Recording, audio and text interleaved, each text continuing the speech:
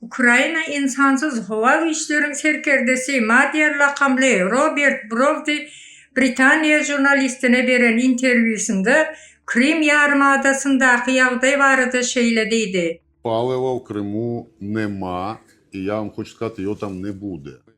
Basıp alınan Krymdäki Ruslara seslenýär. Ol yerden gidin. Sizin ýoluňuzy açyk goýýarys. Alada etmeň. Giden wagtyňyz ulaglaryňyz ýanmaz. Onam bilen gidin. Emma şulary bilip goýun. Indi Krymda ýangıç galmaz. Her ýerini uras. Şonuň üçin şu wagt derrew gidin.